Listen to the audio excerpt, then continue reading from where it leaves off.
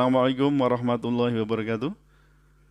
Saudara-saudara yang saya cintai, menyusul hiruk-pikuk rancangan undang-undang haluan ideologi Pancasila, saya sebagai dosen hukum dan juga Pancasila, kiranya perlu menyampaikan beberapa pendapat sebagai berikut. Yang pertama, RUU HIP tidak layak menjadi undang-undang jika ditinjau dari kualitas naskah akademis maupun kebenaran substansinya.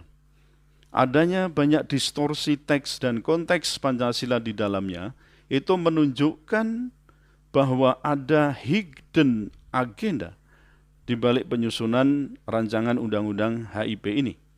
Kecurigaan ini penting mengingat bahaya laten ideologi komunis itu tidak akan pernah lenyap. Menyusup segala lini arteri kehidupan anak bangsa, dyingnya itu akan manifest jika ruang gerak serta situasi dan kondisi siap aksi. Bahkan dalam penyusunan RUU HIP yang terdapat indikasi kuat adanya perencanaan makar ideologis ini, saya kira perlu juga diperhatikan. Sebagaimana kita juga menemukan pengaturannya di dalam Undang-Undang Nomor 27 Tahun 1999 junto pasal 107 A, B, C, D, E, F Kitab Undang-Undang Hukum Pidana. Yang kedua, tidak ada urgensi membentuk Undang-Undang HIP, mengingat kita sudah memiliki peraturan perundang-undangan terkait dengan pertahanan ideologi Pancasila. Yang pertama, yaitu Dekret Presiden 5 Juli 59. Di situ kita kembali kepada Undang-Undang Dasar 45, yang sekaligus bisa kita katakan Undang-Undang Dasar 45 itu adalah penafsiran otentik pertama kali Pancasila sebagai dasar negara. Kemudian yang kedua, TAP MPRS nomor 25 tahun 1966 tentang pembubaran PKI dan larangan menganut dan menyebarkan ideologi komunisme, marxisme, dan leninisme.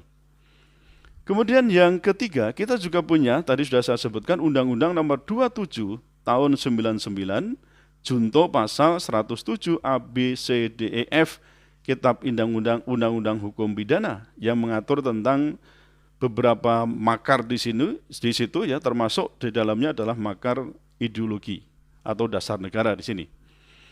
Nah, yang keempat, kita juga punya TAP MPR nomor 6 tahun 2001. Itu apa? Tentang etika kehidupan berbangsa. Nah, jadi kalau kita melihat beberapa peraturan perundang-undangan sudah eksis dan masih eksis ini, maka semua peraturan perundang-undangan tersebut dianggap dapat membentengi Pancasila dasar negara. Jadi tidak perlu ada undang-undang yang secara khusus mengatur tentang haluan ideologi Pancasila itu.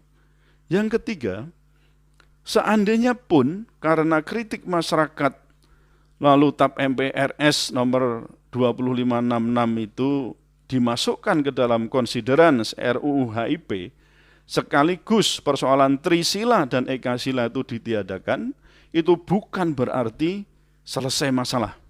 Karena inti masalahnya adalah RUU HIP itu telah mendowngrade Pancasila sebagai falsafah negara, sebagai norma dasar atau Grundnorm, dan juga sebagai sumber dari segala sumber hukum menjadi norma hukum positif yang bersifat instrumental, yang itu sangat rawan sekali dipakai oleh rezim penguasa untuk menjadi alat gebuk terhadap pihak-pihak yang berseberangan dengan kebijakan pemerintah.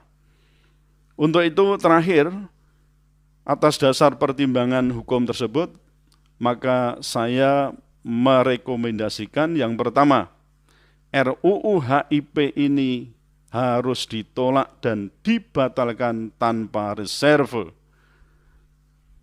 Lalu yang kedua, usut dugaan adanya perencanaan makar terhadap dasar negara atau ideologi dengan membentuk tim pencari fakta. Ini semua kita lakukan demi kita membela ideologi yang dalam hal ini adalah Pancasila yang setelah kita sepakati menjadi konsensus nasional sebagai dasar negara. Dan agar NKRI dengan segala suku bangsa yang ada di dalamnya termasuk agama tidak terpecah belah. Demikian pernyataan hukum saya. Terima kasih. Assalamualaikum warahmatullahi wabarakatuh.